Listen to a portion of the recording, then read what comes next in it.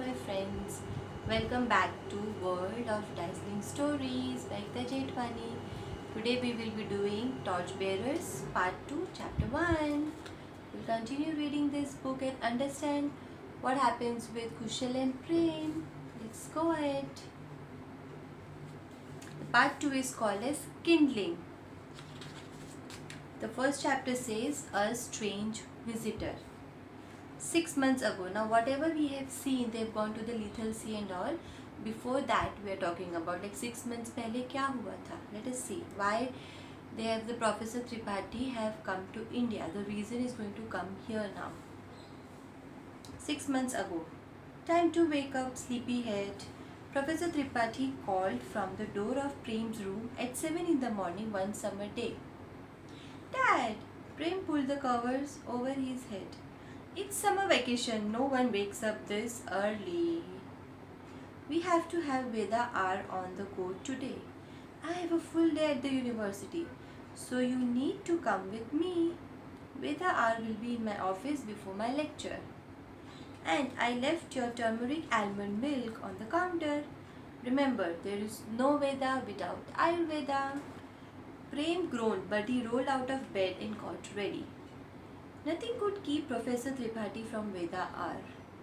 Ever since Prem could speak, his father had taught him verses from the Vedas. Prem's earliest memories were of his father trying to correct his childhood lisp while teaching him proper Sanskrit pronunciation. No, missing Veda R was not an option for Professor Tripathi. So after drinking the turmeric milk and eating a banana, Prem ran out to the car where his father was waiting. They drove to the university and made their way to Professor Tripathi's office. The sign on the door read, Professor V. Tripathi, Department of South Asian Studies, Ancient India. The room was small and it looked even smaller because bookshelves and filing cabinets were overflowing from every wall. We'll start on a new set of hymns today. Did you know the ancient sages had such powers that they could envision the gods in these varied forms? And when they focused their minds completely, they could call upon the god of hymn to manifest in human form. Prem raised an eyebrow skeptically. No way, Dad, he said. You mean that a god made out of flames would just pop up when a sage called on Agni? That's not possible. Prem's father smiled. Don't be so quick to declare anything impossible. Prem, even the word impossible is spelled I am possible. If you remember that, you will always keep an I know, Prem interrupted. You want me to keep an open mind? Yes, Prem, the ancients have hidden many mysteries in the Vedas.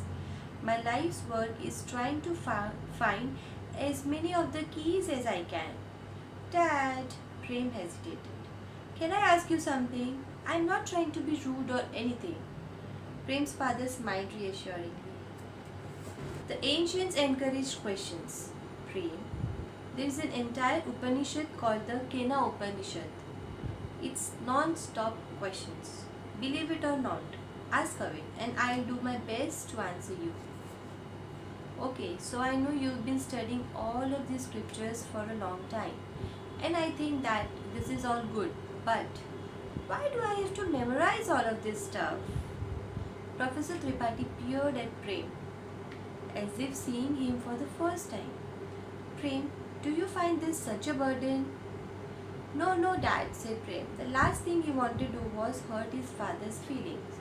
I'm just wondering why me? And don't just say it's because I'm a Tripathi. I want a long answer. That's a fair question. I guess the long answer is you were born to study the Vedas. The scriptures were passed down from parent to child, from generation to generation. The Vedas have survived despite invasions, famines, wars and centuries of foreign rule. Your ancestors did exactly what you do. Well, perhaps not while wearing a t-shirt and jeans. But they save the scriptures in the safest vault possible, their own minds. You are a part of that tradition. I should have asked for the short answer, said Prem with a sigh. Professor Tripathi smiled an unsteady smile. The short answer is your mother and I used to study the scriptures together. Veda hour is when I feel her presence. Prem dropped his head. What was he supposed to say to that? Professor Tripathi cleared his throat. Prem, I didn't tell you this to guilt you into enjoying Veda hour. I don't know how. You know, your mother would have been so much better about knowing how to tell you. Tell me what? About the bigger picture. What lies beyond the Vedas? The power, the danger. Prem said snapped up. Power? Danger? What do you mean, Dad? It's complicated, Prem. But Professor Tripathi was interrupted by three sharp knocks at the office door. Startled, father and son looked at the door, suddenly realizing that they weren't in their own home. The professor rose and reached for the doorknob. Dad, Prem's harsh whisper stilled in father's hand. You can't stop there. The knocking resumed, insistently this time. Professor Tripathi reached down and clasped Prem's hand, pulling him to his feet. To be continued, Prem. Later today, okay? That will give me some time to organize my thoughts too. Professor Tripathi, a voice called out, impatient. It was commanding and winning all at once. I was told you were in your office. With a final apologetic glance at Prem, Professor Tripathi opened the office door. Prem shuffled into his shoes again. My apologies, sir, the professor said, stepping out of the office to greet the visitor. I didn't mean to ignore you. I may be ignored at first, but never be for very long, the voice responded. Of course not, Mr. K. Bhandari of KBR Industries. KBR Industries, as in the largest energy conglomerate in India? Yes, that's the one. Although I have shares in other corporations as well, Mr. Bhandari added casually. What brings you to America, Mr. Bhandari? Professor Tripathi asked. Prem moved closer to the door, taking in the businessman's appearance. Mr. Bhandari had blinding white skin and an eye patch encrusted with lapis lazuli covering one eye. A fur collar made of a weasel-like animal was draped around his neck. He sat in a wheelchair, a huge belly bulging over his lap, with spindly legs crumpled beneath him. Rings glinted on each one of his fat fingers. Fixing his eye on Professor Tripathi, he said, I have been following your research with great interest. May I speak to you in your office? Most definitely, Mr. Bhandari. You honor me by coming all this way for a meeting. Your success in India and worldwide is well known. Okay, here I want to tell you one thing. That did you see how the writer has described Mr. Bhandari? The description he has given, all those words are different adjectives which you can also use in your descriptive writings and essays. So try using all those types of sentences in your creative writing or your passages for your notes. Alright, so let's continue. See, reading a book definitely helps you increase your vocabulary. So if you're not reading, at least listen to the books, listen to the stories. You'll get to know how you can frame your answers, how you can frame your thoughts, what words you can use when. Alright, so try using these formats in your writing answers, in your descriptions, in your creatives, whatever you are doing. So let's continue. Professor Tripathi stepped carefully around Mr. Bhandari's wheelchair and placed a hand on Prem's shoulder.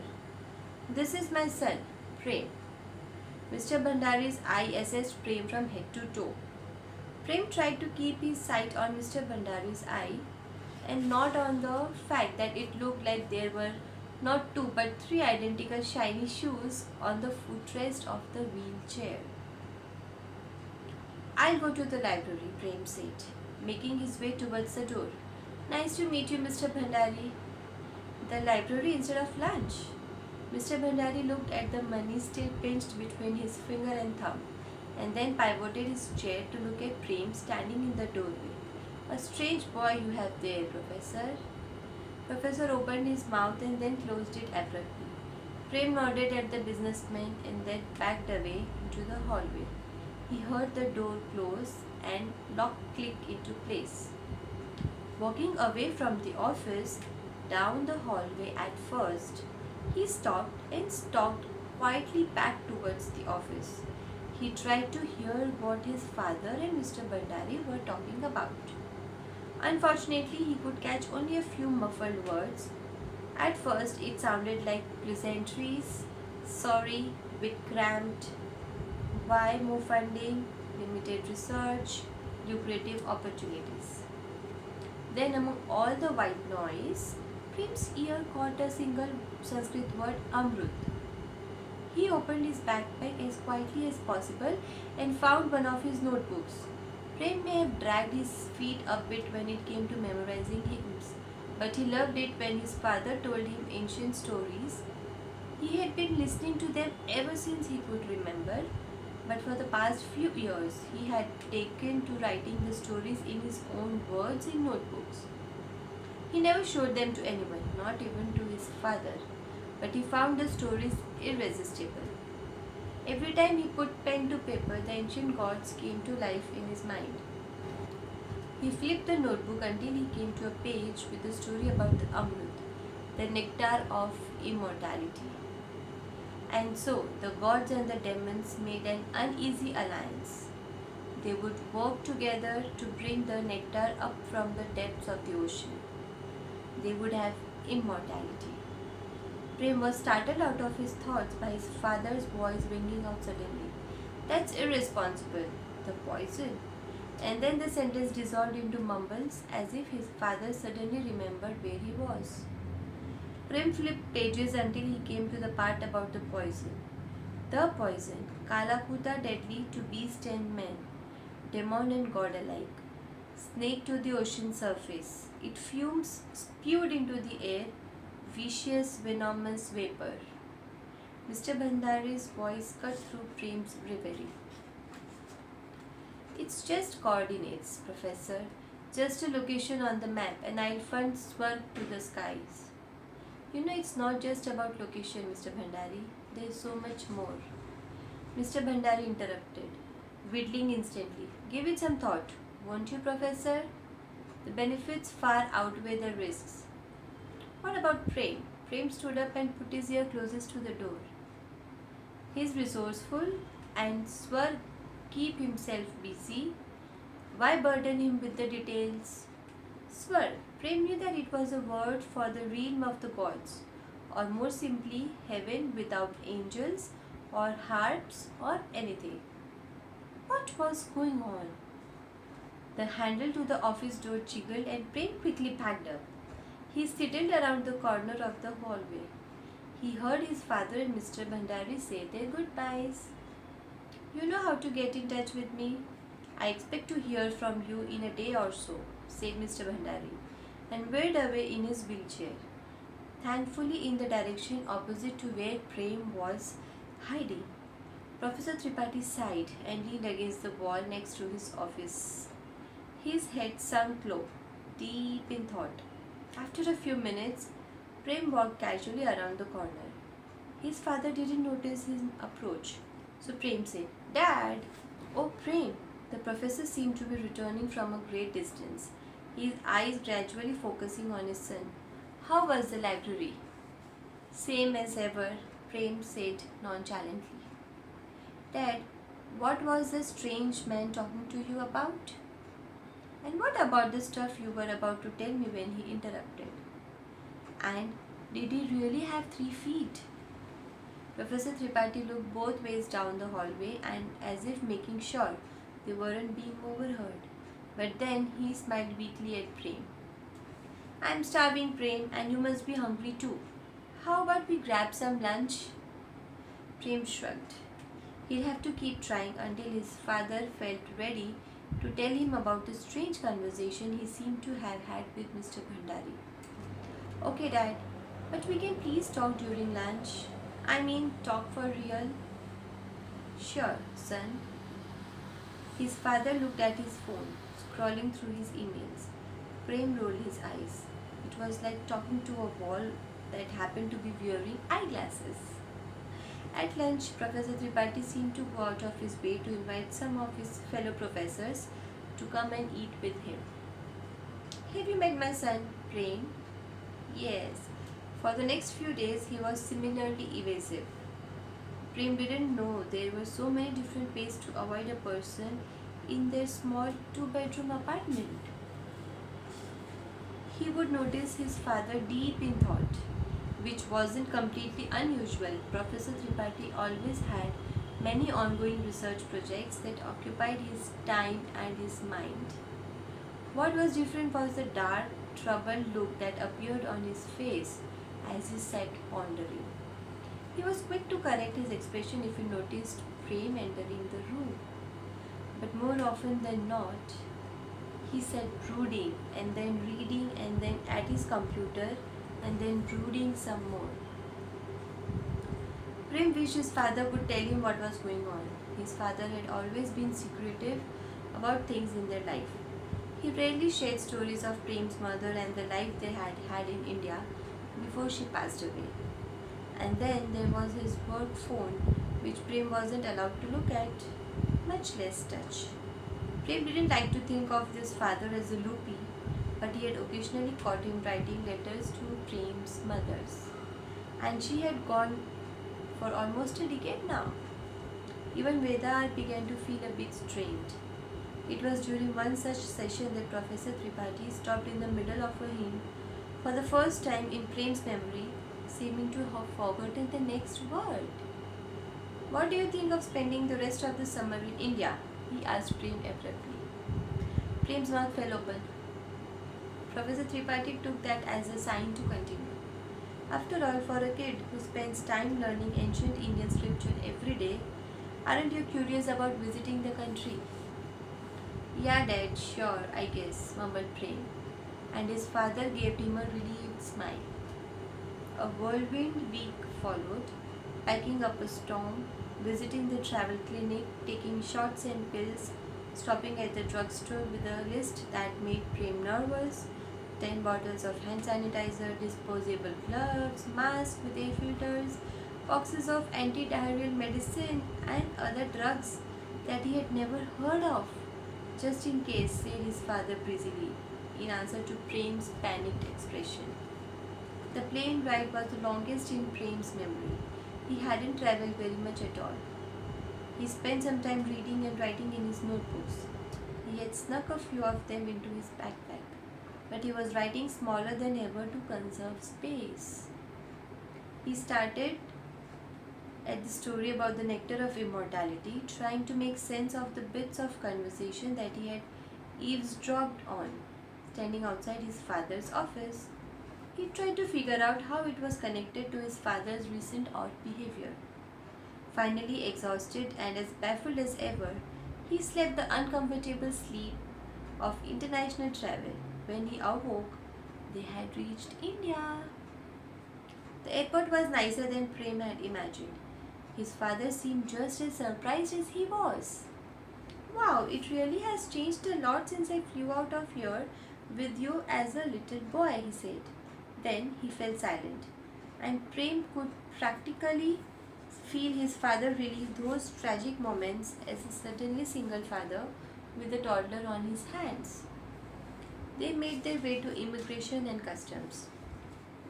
When the chatty man at the immigration counter asked them about their business in India, Prem was genuinely curious to see how his father would respond to the question. He still hadn't been able to get a single satisfactory answer to that question from the professor. But his father answered smoothly. A little bit of sightseeing in Mumbai and then some academic research. I'm a university professor in America. The man nodded and then turned his attention to Prem. First time visiting India? Prem nodded. It was technically his first. I'm sure you will have a great time. The man smiled as he stamped their passports. Make sure you take the chance to get drenched in the monsoon. Nothing like it. Nothing like it at all. Prem found himself being enveloped by hot air, noises and smells as soon as they stepped outside. His father hailed a taxi outside the airport and gave the driver the name of their hotel. So, Dad, what kind of sightseeing are we going to do? You know, the usual Gateway of India, Chowpatty, Marine Drive. Then we'll go to Swarg so that I can work. Swarg, like where the gods live. Yeah, I mean, no, of course not. Swarg is a research institute where I used to work. And mom too. Yes, your mother too. That's where we met. Prem waited a few weeks before responding, as he always did when his father needed a moment. So, what are you supposed to do there? Research. There are ancient manuscripts there. It's a rare opportunity. They turned into the hotel driveway before Prem could ask his father exactly what he was researching. The hotel was nice, but Prem cared much more about the air conditioning than the lobby decor. Once they had settled into their room, Prem's father took out his laptop and began working. Prem was yawning, even though it was daytime in America. You should sleep. I'll help you reset your circadian rhythm. You know, your cycle sleep. I know, Dad. Prem flopped into the bed. Good night. Good night, Prem. The next morning, father and son set out early to explore the city. Prem enjoyed this rare and relaxing time with his father, nearly forgetting that he still didn't know what the professor wanted to do in India, or even how long they were planning to stay. So, this is it. Let's continue in the next video. Keep listening to the stories, try understanding the story and use the vocabularies, listen to the pattern of how they have written the stories and try using them in your creative writings, in your descriptions, in your long answers. All those words are very helpful. Okay friends, see you soon. Until next time, do subscribe to my channel and like the video if you've liked it, and press the bell button for the notification updates. Love you all.